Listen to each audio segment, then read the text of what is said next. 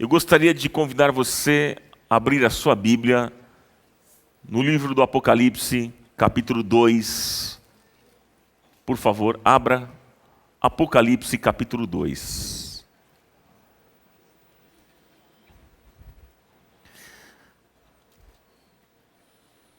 Abra esse texto. Mas antes da gente ler o capítulo 2, vou fazer como eu fiz pela manhã. Vamos ver o capítulo 1 aqui, alguns versículos apenas. Olha só. Revelação de Jesus Cristo que Deus lhe deu para mostrar aos seus servos o que em breve há de acontecer. Ele enviou o seu anjo para torná-la conhecida ao seu servo João, que dá testemunho de tudo o que viu, isto é, a palavra de Deus e o testemunho de Jesus Cristo. Feliz aquele que lê as palavras desta profecia, e felizes aqueles que ouvem e guardam o que nela está escrito, porque o tempo está próximo. Porque o tempo está próximo. Versículo 9 agora, gente. Eu, João, irmão e companheiro de vocês no sofrimento, no reino e na perseverança em Jesus, estava na ilha de Patmos por causa da palavra de Deus e do testemunho de Jesus. No dia do Senhor achei-me no Espírito e ouvi por trás de mim uma voz forte como trombeta, que dizia: escreva num livro o que você vê e envia a estas 7 igrejas: Éfeso, Esmirna, Pérgamo, Tiatira, Sardes, Filadélfia e Laodiceia. Versículo 20, pessoal. Este é o mistério das 7 estrelas que você viu em minha mão direita e dos 7 candelabros. As 7 estrelas são os anjos das 7 igrejas e os 7 candelabros são as 7 igrejas. Agora sim, o capítulo 2. Olha só o que diz. Estas são as palavras daquele que tem as 7 estrelas em sua mão. Perdão, o início aqui. Ao anjo da igreja em Éfeso, escreva. Ao anjo da igreja em Éfeso, escreva. Estas são as palavras daquele que tem as 7 estrelas em sua mão direita e anda entre os 7 candelabros de ouro. Conheço as suas obras, o seu trabalho árduo e a sua perseverança. Sei que você não pode tolerar homens maus, que pôs à prova os que dizem ser apóstolos, mas não são, e descobriu que eles eram impostores. Você tem perseverado e suportado sofrimentos por causa do meu nome, e não tem desfalecido.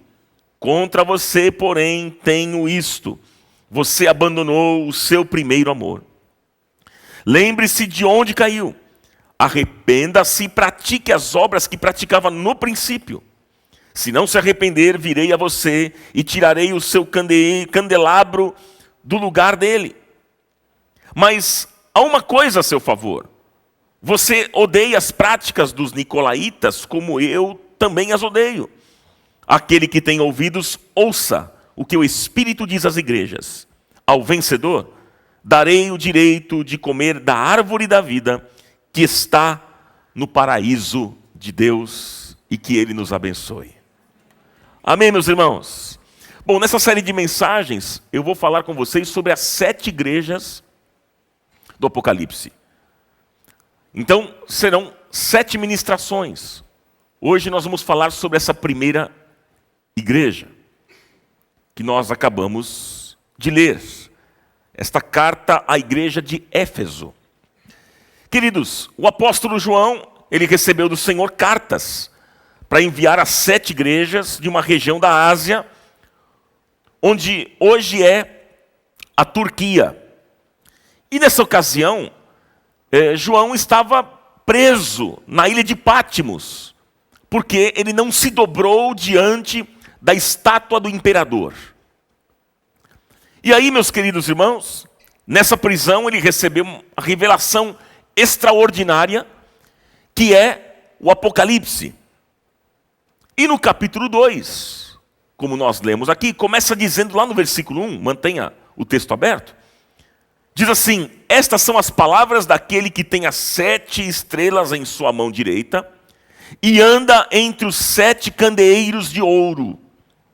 É muito interessante, porque essa linguagem, meus queridos irmãos, é uma linguagem cheia de simbolismos, não é verdade? Mas no capítulo 1, versículo 20, explica esta linguagem. Porque diz lá, se você acompanhar, diz que as 7 estrelas são os anjos das 7 igrejas. E os 7 candeeiros são as 7 igrejas. Aqui está explicando.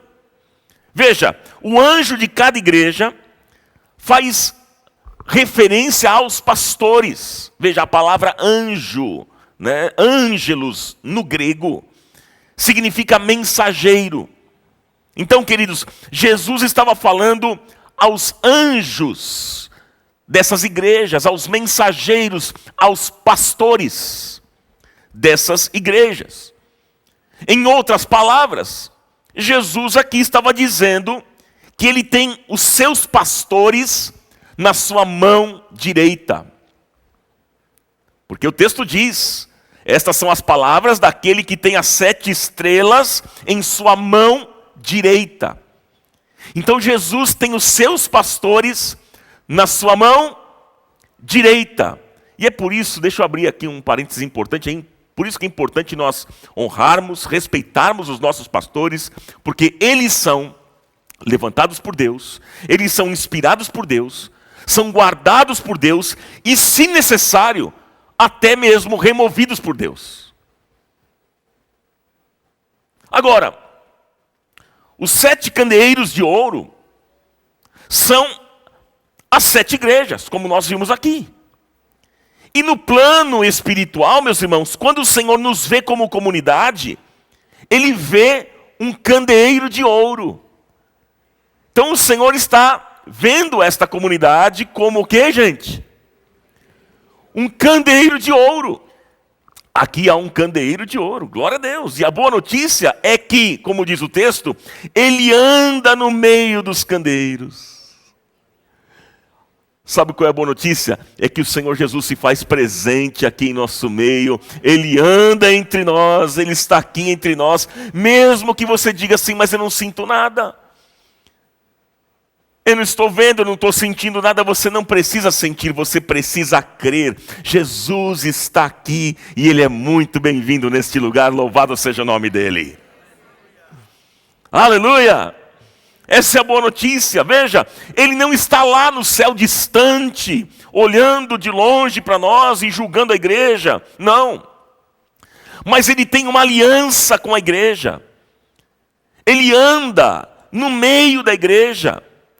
Ele vem avaliar a igreja, sim, mas não como um fiscal. E sim como um noivo apaixonado que quer receber a sua noiva para viver para sempre com Ele. Glória a Deus por isso. Então, gente, resumidamente, quem estava falando aqui era o Senhor que guarda os pastores e anda no meio da igreja. Ele guarda os pastores e anda no meio da igreja. Até aqui, ok? Sim ou não, gente?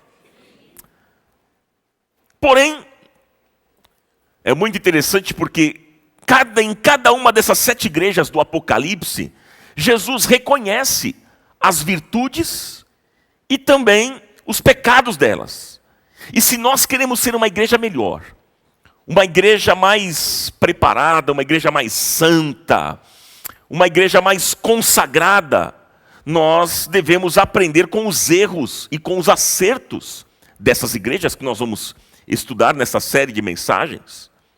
Essas cartas, elas servem para nos ensinar, queridos, a sermos cristãos melhores, pessoas melhores.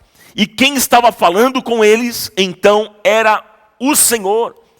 E a sua mensagem valia tanto para aquele tempo, quanto também vale para hoje.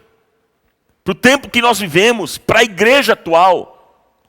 Jesus estava falando com aquela igreja, com aquelas igrejas naquele tempo.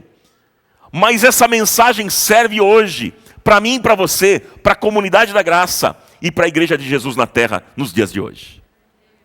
Amém, meus irmãos? Agora, E é sobre isso que a gente vai ver nessa série. É sobre isso que nós vamos meditar. E nessa primeira carta, Jesus estava se dirigindo a uma igreja que ficava em Éfeso. Uma igreja, inclusive, muito parecida com a nossa.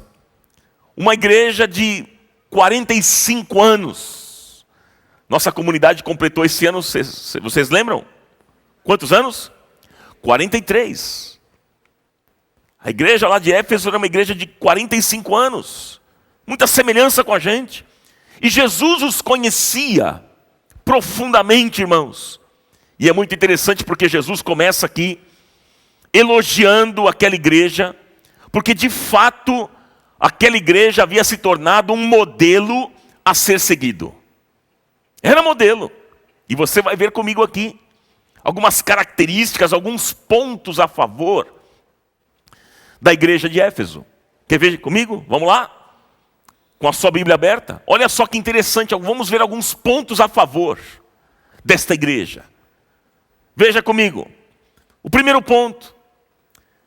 Era uma igreja operante, trabalhadora, que se ocupava na obra de Deus. Aqui está um ponto a favor. Veja o que é que diz lá comigo no versículo 2 do texto. Conheço as suas obras, o seu trabalho árduo e a sua perseverança. Veja, irmãos queridos, não era uma igreja que só se reunia aos domingos para cantar, bater palma, dar oferta e depois ir embora para casa. Não era uma igreja que se reunia apenas para cumprir um programa religioso. Não. Jesus declarou aqui: eu conheço as tuas obras. Eu conheço o seu trabalho. Então eu quero dizer para você, meu irmão, minha irmã, você que tem se dedicado à obra de Deus, você que tem trabalhado nesta casa, você que tem exercido um ministério neste lugar, você que está num pequeno grupo, numa célula, participando, envolvido, você que tem contribuído neste lugar, eu quero que você saiba que Deus está dizendo para você hoje: eu conheço as tuas obras, eu vejo o teu trabalho e eu levo em consideração a sua dedicação à minha obra, e a minha recompensa será certa na sua vida. Louvado seja o nome dele. Porque o nosso Deus, irmãos, não é um Deus injusto, e o nosso trabalho não é vão no Senhor. Pode ser que você não receba um aplauso aqui dos homens. Você, de repente, não vai ocupar uma plataforma como essa e vai receber aplauso das pessoas, e nenhum reconhecimento público. Mas saiba que o Senhor conhece as tuas obras, e lá do céu você está sendo aplaudido por Ele.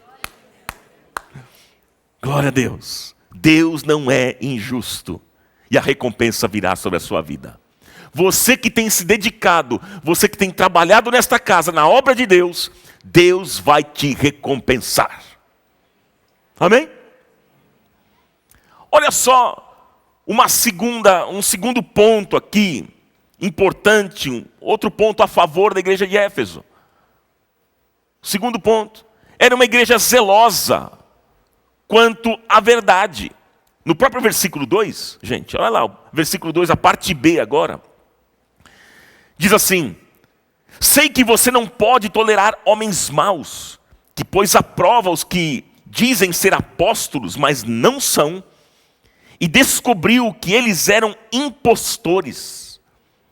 Ah, meus irmãos, essa igreja aqui não era uma igreja, como diz meu pai, clube. Não. Não era uma igreja do oba-oba. Não era uma igreja de aparência, de palco, de plataforma, visibilidade, show e espetáculo. Não. O próprio Jesus estava elogiando aquela igreja e dizendo assim: olha, vocês, o texto diz, vocês resistem aos homens maus. Vocês provaram aqueles que se dizem apóstolos e não são. Jesus disse aqui. Então, gente, essa igreja aqui não era uma igreja do venha do jeito que você está e fique aí do jeito que você quiser. Não.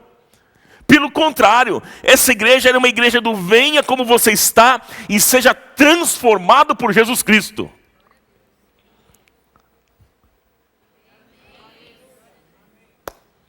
Amém? Olha só uma outra característica, um outro ponto a favor da igreja de Éfeso. Veja lá comigo. Era uma igreja resiliente nas provações. Veja o que diz o versículo 3. Olha lá. Você tem perseverado e suportado sofrimentos por causa do meu nome e não tem desfalecido. Gente, uma igreja que desde o início havia sido muito perseguida, mas nunca enfraqueceu na fé.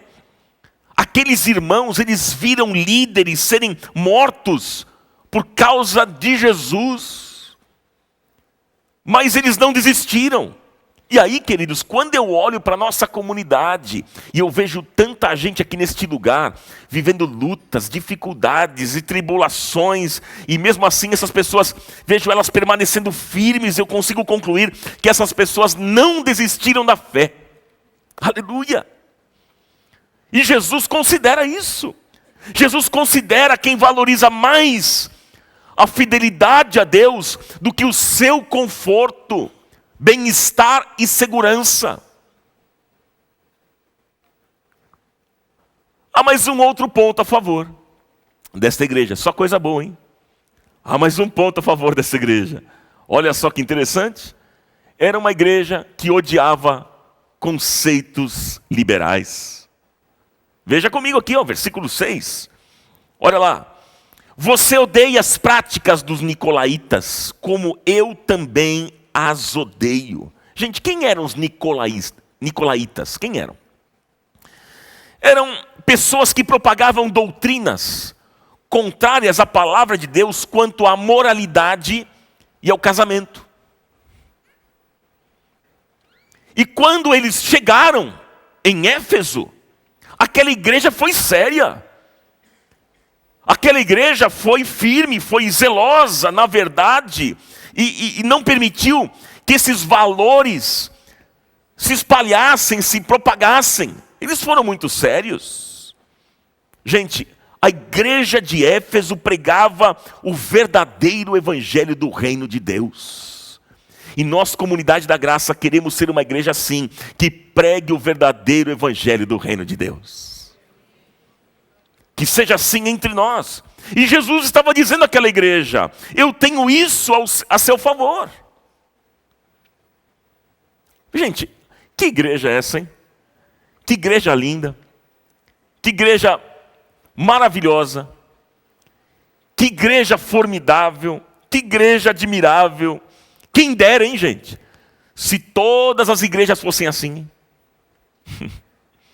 Com todas essas características que nós vimos aqui da igreja de Éfeso. Mas interessante, porque olha só, olha o que vai acontecer agora. Olha o que vai acontecer agora. Jesus elogia.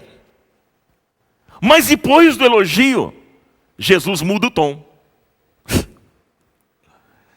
Veja só, versículo 4, está com a Bíblia aberta aí? Olha o que aqui Jesus fala. Contra você, porém, tenho isto: você abandonou o seu primeiro amor. Você pode ler comigo? Vamos lá. Leiam. Contra você.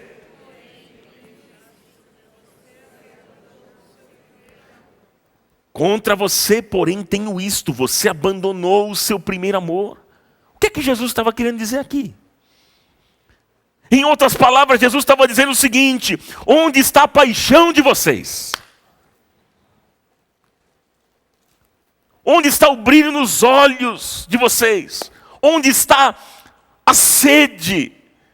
Onde está a sede pela minha presença? Vocês, igreja, fazem tudo direitinho. Vocês são maravilhosos. Povo bonitinho, arrumadinho. Vocês vão para a igreja todos ajustadinhos, cheirosinhos. Escolhem a melhor roupa. Estão presentes no culto, cantam bem. Que igreja linda, que igreja maravilhosa, que igreja organizada. Olha só o palco, as luzes, telão, o cheiro agradável na igreja, tem ar-condicionado. Olha o banco, que conforto, os ministérios na igreja funcionando, tudo direitinho, as células caminhando. Vocês fazem tudo certinho, mas o Senhor estava dizendo, eu sinto que falta o principal. Eu sinto falta do principal. Onde é que está aquele amor de quando vocês me conheceram?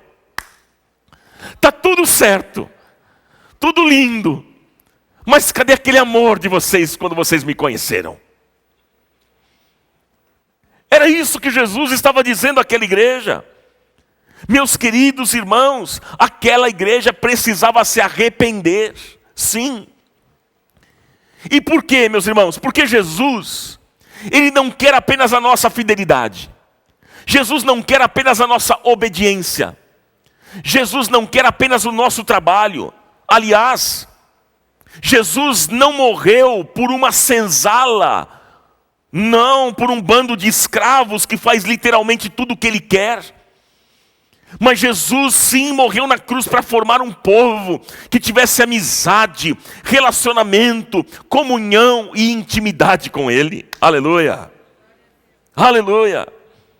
Gente, paixão o que é? Paixão é brilho nos olhos. Quando alguém está apaixonado, o olho brilha. É ou não é, gente? Paixão é isso. Paixão é prioridade. Isso é paixão. E olha, eu quero dizer para vocês que na nossa relação com Deus é o amor que valida tudo. Aqui está o segredo. E isso que eu estou dizendo para vocês não tem nada a ver com cumprir rituais, com obedecer às regras, acatar imposições. Não é isso, não. Mas é sobre amar e estar cada dia mais apaixonado pelo Senhor. Quantos querem viver assim? Digam amém, aleluia. Oh, meus irmãos, é isso, queridos. O apóstolo Paulo, ele tinha esse entendimento muito claro. Quando ele escreveu a sua primeira carta aos Coríntios, ele estava ali preocupado em organizar a igreja, em instruir os irmãos, em falar sobre dons espirituais, em como ser cheio do Espírito Santo, como praticar os dons, e ele vai dando instruções sobre estas coisas. Maravilhoso. Mas é muito interessante porque quando chega no capítulo 13 de 1 Coríntios, queridos, parece que Paulo ali dá uma parada. Ele para, e ele pensa o seguinte: o que adianta eu organizar essa igreja, se ela não entender o principal? O que adianta, pessoal, nós organizarmos a comunidade, se nós não entendermos o principal? E aí então, queridos, o apóstolo Paulo, ele diz: eis que vos mostro um caminho muito mais excelente. Eis que vos mostro um caminho muito mais excelente. E qual é o caminho? E aí então, meus irmãos, ele segue, ele continua dizendo, lá no texto de 1 Coríntios capítulo 13, versículo 1 ao 3, ele diz assim: ainda que eu fale a língua dos homens e dos anjos, se não tiver amor, serei como o sino que ressoa, ou como o prato que retine. Ainda que eu tenha o dom de profecia e saiba todos os mistérios e todo o conhecimento, e tenha uma fé capaz de mover montanhas, mas não tiver amor, nada serei. Ainda, diz Paulo, que eu dê aos pobres tudo que eu possuo, e entregue o meu corpo para ser queimado, mas não tiver amor, nada disso me valerá. Queridos, nós precisamos entender esse valor. Eu e você nessa noite precisamos entender esse valor, que é o amor e a paixão, que autentica as coisas que nós fazemos e as coisas que nós renunciamos. É o amor. Jesus quer sim que nós pratiquemos os dons, sim ou não, irmãos?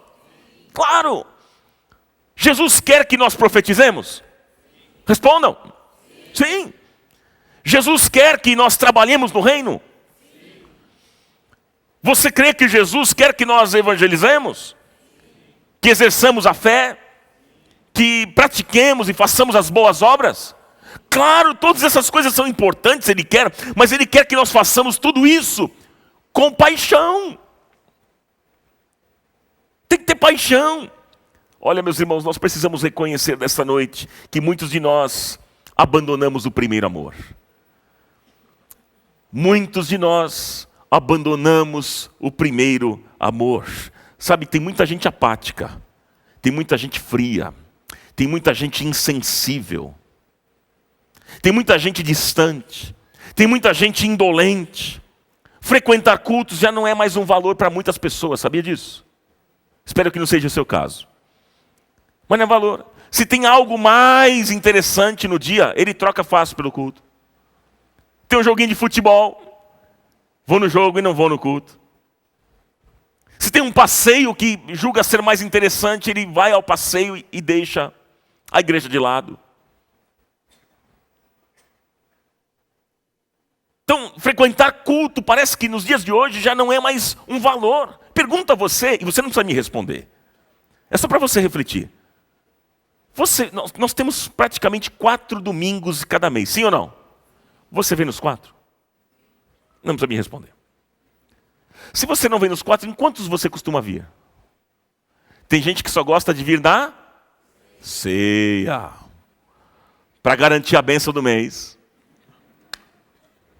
Espero que não seja o seu caso, irmão, irmã. Mas porque frequentar a igreja hoje já não é mais valor. Não tem aquela paixão. Não é? Muitos já não oram mais com o mesmo fervor de antes. Outros apresentam desculpas para servir, tudo é peso, não dá, não posso. O dia que eu puder eu vou servir, agora não dá. Enfim, gente, muitas pessoas estão apagadas, mornas, sem brilho nos olhos. Estão totalmente distantes. Se perdeu o primeiro amor. Gente querida, mas quando eu olho para esse texto, eu vejo que Jesus ele não faz apenas o diagnóstico. Não, mas ele também dá o remédio. Ele não mostra apenas o erro, mas ele também mostra o caminho para a cura dessa doença. Louvado seja o nome dele por isso. Você pode dar um glória a Deus? Oh, aleluia por isso, queridos. Porque o nosso Deus é bom e o desejo dele é fazer o bem. Glória a Deus. E qual é o remédio, então, que a gente encontra nesse texto? Qual é o remédio? Aqui está, o versículo 5, parte A. Está com o texto aberto aí? O que é que diz lá? Lembre-se de onde caiu, arrepende-se e pratique as obras que praticava no princípio. Você pode ler comigo? Vamos lá?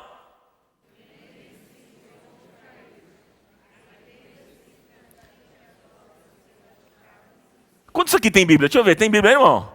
Então por que a gente não lê junto? Vamos ler junto, pessoal? Vamos lá? Lembre-se.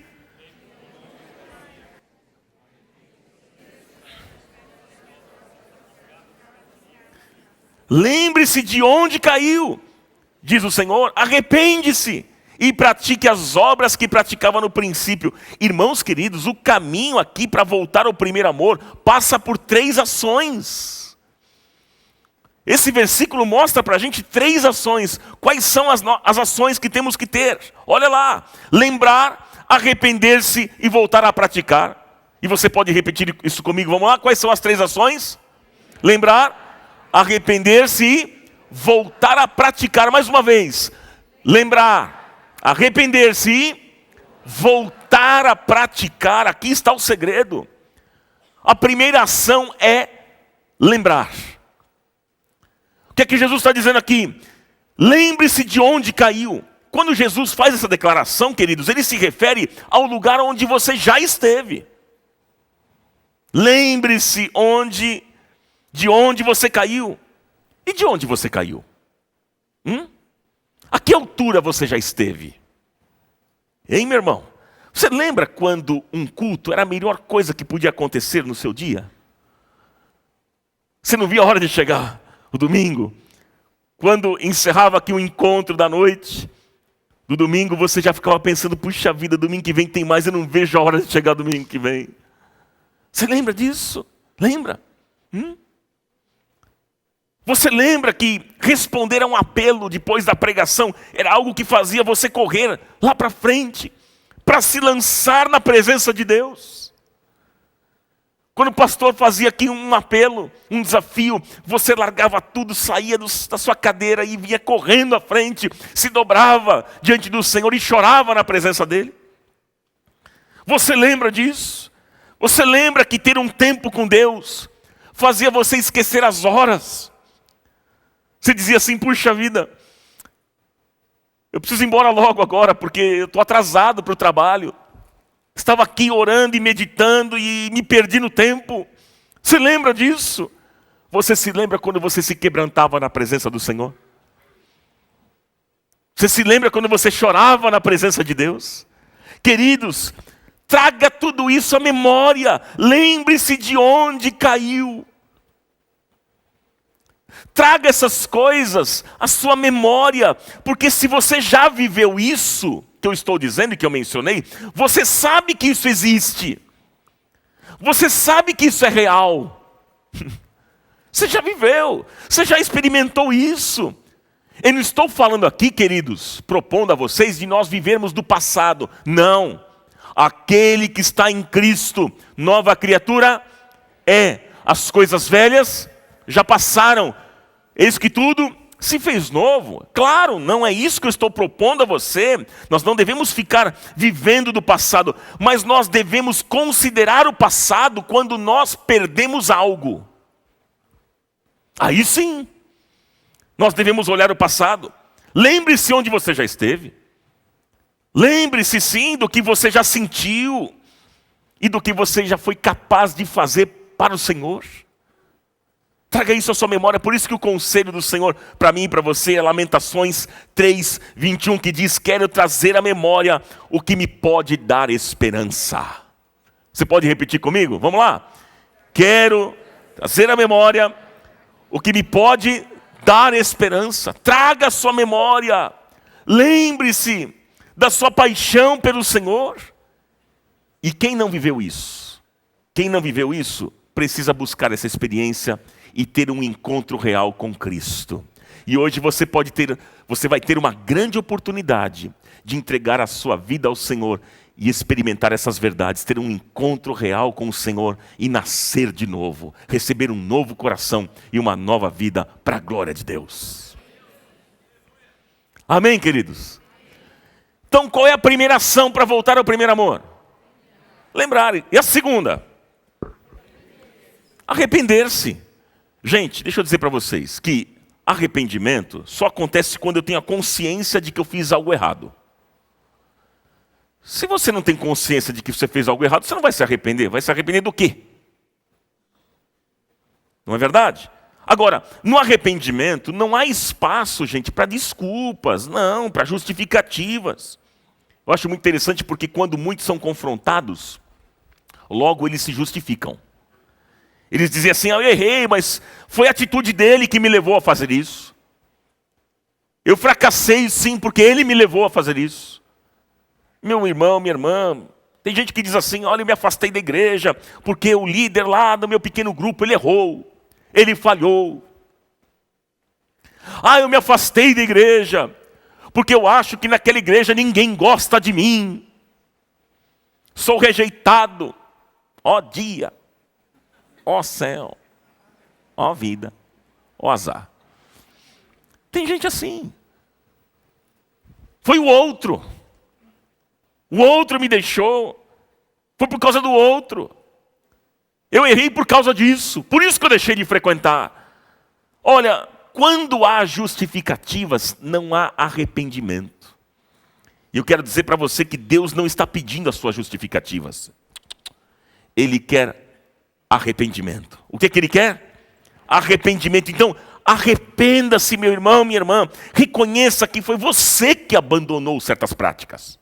Não tem nada a ver com os outros. O problema foi você. Você que deixou por conta própria a sua paixão. Foi você, meu irmão, minha irmã, que se distanciou das coisas de Deus. Foi você, não tem nada a ver com os outros. Pare de ficar culpando o outro. Não, porque essa batata quente está no teu colo, é com você. Essa palavra é para você. Meu irmão, minha irmã. Foi você que permitiu que o orgulho e a arrogância tomassem o seu coração. Então, não tem nada a ver com os outros. Tem a ver comigo. Tem a ver com você. Por isso que o apóstolo Paulo diz: quando ele trata sobre a ceia, ele fala: examine-se o homem a si mesmo. Ou seja, é um olhar para dentro, porque sou eu, não é o outro. O seu maior inimigo é você mesmo, não é o outro. Certa vez Deus disse ao profeta Jeremias, lá no capítulo 2, versículo 13, Deus está dizendo: o meu povo cometeu 2 crimes. Olha o que é que Deus está dizendo. O meu povo cometeu o que, gente? 2 crimes. Eles me abandonaram a mim, fonte de água viva, e cavaram as suas próprias cisternas. Cisternas rachadas que não retêm água. Foi o que Deus disse. Em outras palavras, Deus estava dizendo que aquele povo havia deixado o Senhor em segundo plano e tentava viver por si mesmo. Você conhece essa história? Muito parecida com a nossa. Muitas vezes nós abandonamos o Senhor e tentamos viver por nós mesmos. Nós não precisamos de nada, não precisamos de Deus, não precisamos de ninguém. Aliás, se Deus chegar, Ele vai estragar tudo. É assim que muita gente pensa. Time que está ganhando não se mexe.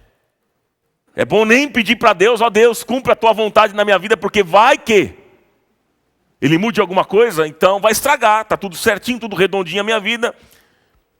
Então era um povo assim, meus irmãos. Era um povo assim.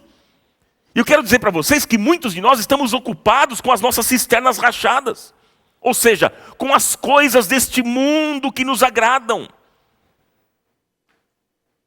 Infelizmente, mas não com aquilo que agrada a Deus. E o reino de Deus não está apoiado, queridos, naquilo que agrada o homem. O reino de Deus está apoiado naquilo que agrada a Deus, a Ele. E o Senhor, então, está dizendo para mim e para você nessa noite: arrependa-se e volte a me colocar como prioridade na sua vida. Arrependa-se e volte a me colocar como uma prioridade na sua vida. Olha, se nesta noite você tiver que se humilhar, se humilhe. Tiver que chorar na presença de Deus, chore. Tiver que se quebrantar diante do Senhor, faça isso. Porque todo aquele que se humilhar será exaltado.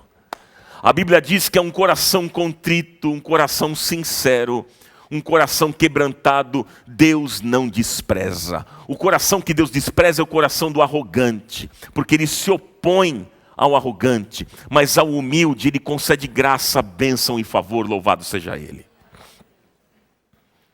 Aleluia, queridos. Confesse diante de Deus os seus pecados, porque a Bíblia diz o seguinte: se confessarmos os nossos pecados, Ele é fiel e justo para perdoar os nossos pecados e nos purificar de toda injustiça, ou de todas as nossas injustiças. Olha, Deus quer transformar a sua vida e Ele quer fazer algo novo.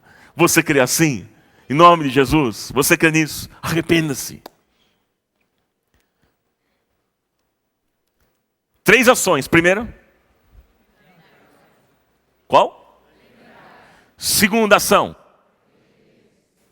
E a terceira ação, para voltar ao primeiro amor, voltar a praticar, voltar a praticar. Olha só, lembre-se de onde caiu, arrependa-se e pratique as obras que praticava no princípio. Gente, o que fazer se a paixão foi perdida? O que nós vamos fazer? Paixão foi perdida. O que fazer? Aqui está. Nós devemos voltar a fazer o que nós fazíamos quando nós estávamos apaixonados. Assim, porque paixão, gente, é fogo. Paixão é sede. Paixão é vontade de fazer. Paixão é prazer, pessoal. Paixão é alegria. Sabe qual é o problema? O problema, queridos, é que nós ficamos muito passivos esperando que a paixão volte. Ah, pastor, quando a paixão voltar, então eu vou fazer. Ah, quando a paixão voltar, eu vou me dedicar mais. Quando a paixão voltar, aí eu vou participar mais. A gente fica esperando. E aí não acontece, porque não é assim. E o que Jesus está ensinando aqui, Jesus está nos ensinando que se você quer a paixão, Você deve reavivá-la pela prática. Você deve reavivá-la pelas obras, pelas coisas que você fazia. Aí está o segredo.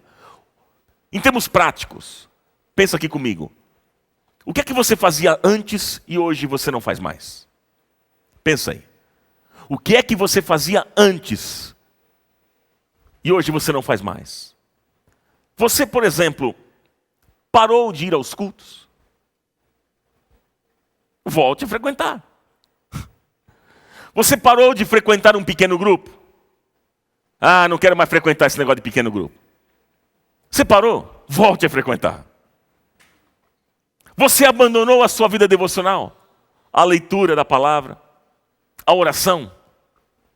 Volte a praticar essas coisas, volte a ter esse tempo. Você parou de servir na obra de Deus? Volte a servir. Você era alguém nessa igreja, você era um abençoador nessa obra e deixou de fazer isso? Volte a ser este abençoador. Enfim, volte à prática das primeiras obras e a paixão vai voltar. Comece a praticar as primeiras obras e a paixão vai voltar, porque quando você realimenta a paixão, ela ressuscita em seu coração.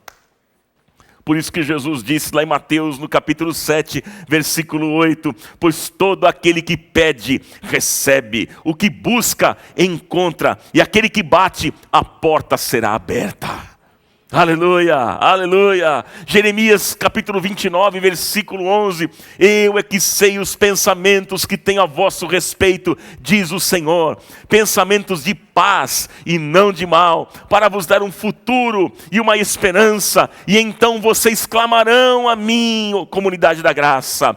Vocês virão a mim, vocês virão orar a mim, comunidade. E eu ouvirei vocês. Vocês me procurarão, comunidade da graça. E vocês me acharão quando vocês me procurarem de todo o coração. E eu me deixarei ser encontrado por vocês, declara o Senhor. Aleluia. Glória a Deus. Você pode aplaudir mais forte ao Senhor?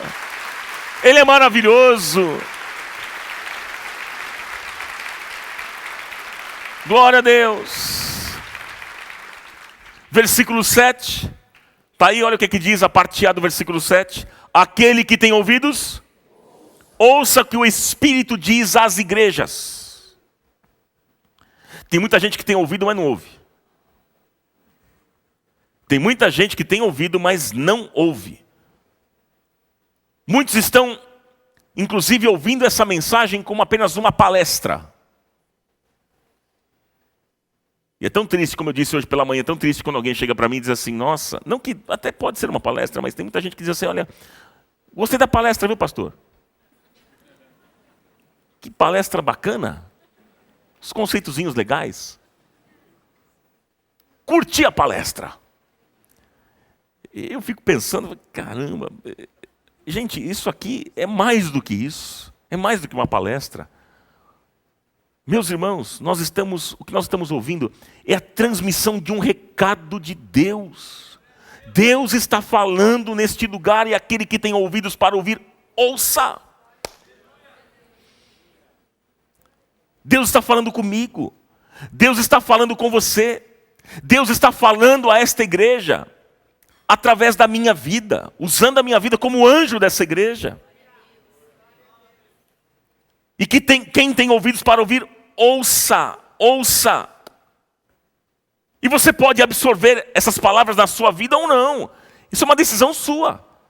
É uma escolha sua. Você vai decidir. Terminando o nosso encontro aqui, você decide a sua vida. A escolha é sua. Mas aquele que tem ouvidos para ouvir, ouça.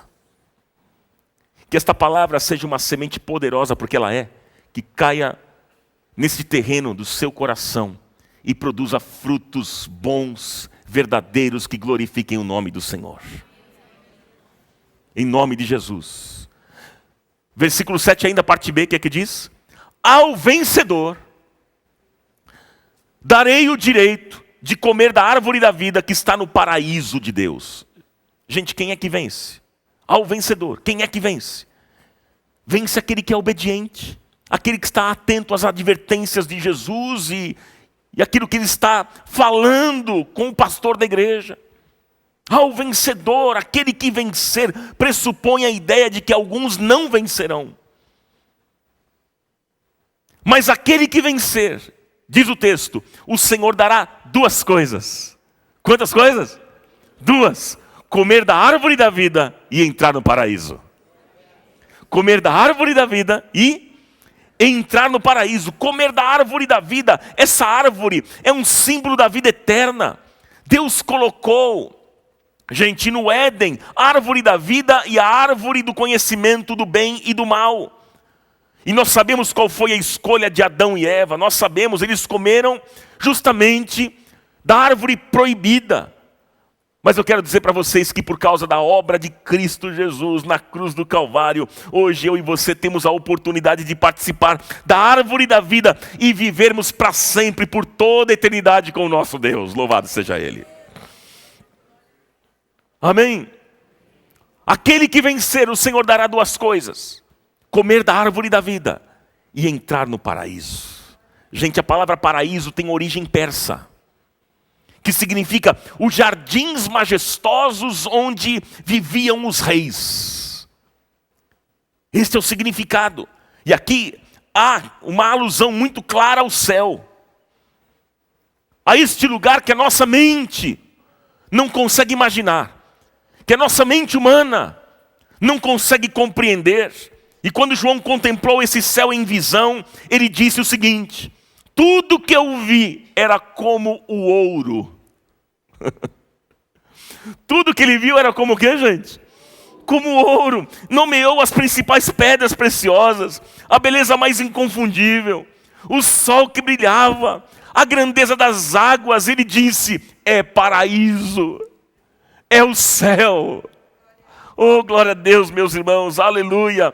E é este lugar que Jesus está dizendo a Éfeso e também a mim e a você: eu darei a você se você vencer. Eu darei a você se você vencer. A minha graça, diz o Senhor, abriu as portas. Entre no meu refúgio, entre no meu palácio, no paraíso, no céu. Louvado seja o nome dele, aleluia. E eu quero finalizar com vocês para nós orarmos e já participarmos logo da ceia.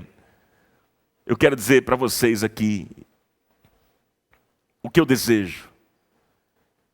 Eu desejo, irmãos, e você vai dizer amém a cada uma dessas coisas que eu vou dizer aqui. Pode ser ou não? Mas tem que ser um amém bem forte. Que sejamos uma igreja trabalhadora. Amém. Você deseja isso? Eu desejo que sejamos uma igreja paciente nas tribulações. Amém. Eu desejo que nós sejamos uma igreja intolerante com heresias. Amém. Firmada na palavra, gente. Para de ficar correndo atrás de balela, de movimento. Chega em nome de Jesus. Para de ficar correndo atrás de guru, de profetinha daqui e de lá, buscando respostas fáceis. Vá para a verdadeira profecia, que é a palavra de Deus. Chega em nome de Jesus. Gente que fica frequentando aqui, daqui a pouco vai para outro lugar, porque lá Deus fala. Porque lá Deus fala que tem um profeta maravilhoso. Para com isso. Porque nós, comunidade da graça, queridos, nós queremos ser uma igreja firmada na palavra, intolerante com heresia, com balela, com porcaria.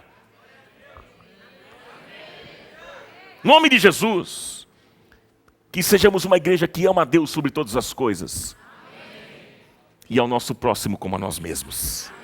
Sejamos assim, queridos, em nome de Jesus. E que possamos pela fé nos apropriarmos dessa promessa. Sim, eu e você, meu irmão, minha irmã, que temos provado do fruto da árvore da vida eterna. E que um dia nós adentraremos ao paraíso. Aleluia, louvado seja o nome do Senhor. E que seja assim no nome santo e poderoso do nosso Senhor. Aleluia, levante um aplauso poderoso a Ele.